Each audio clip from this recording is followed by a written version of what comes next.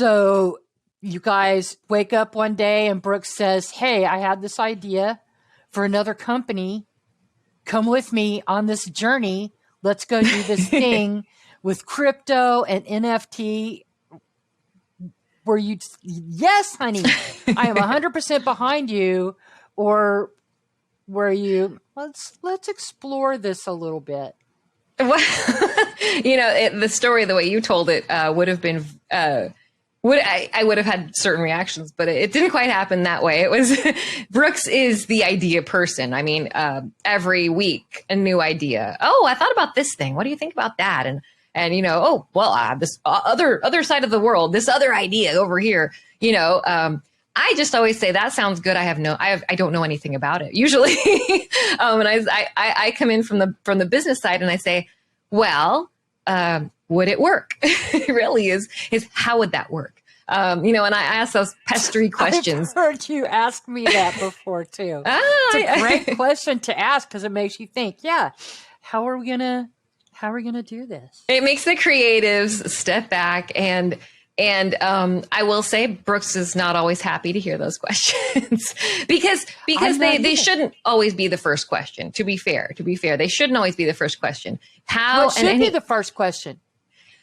The first questions should be around exploring the idea, about the potential, about talking to people in the space, and asking their thoughts. And that's I think where he has those instincts. So what he does is he, what he did with this business is it was one of the many ideas. Oh yeah, I thought about this idea, and guess what? I talked to someone about it, and they thought it was a good idea. And I said, oh, that's great. That sounds awesome. Cool. And I didn't hear much about it for another couple of weeks until he went on and kept asking people in the crypto space and talking to folks who might have had tangential, mostly crypto experience, and saying, hey, how would this work? Would this work? Or, not the how in terms of, let's get to the details like I asked, but hey, in general, like what's the big picture ideas? How could we flesh this out? What do I not know about crypto? Because he had a lot to learn about crypto.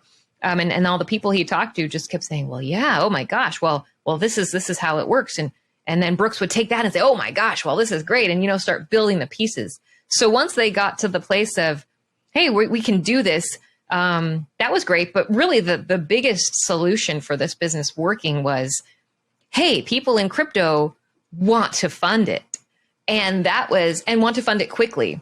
So that was really exciting when you realize not only is there a business idea, because there are lots of business ideas out there that will work, but this one can work quickly because there are people who will pay us to start it, the money can be there to make it run. And there has to be money to make it run, either from people who pay you to run it, like investors, which we have, or revenue very quickly, immediately, right? Are we going to get people, playing the game to pay us right away, or buying the NFTs to pay us right away? And is that enough to make the business run?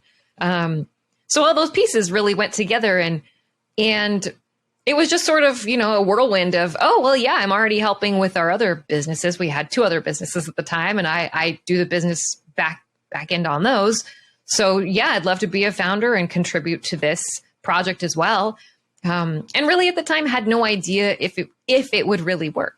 You don't know until you start doing. So this one took off.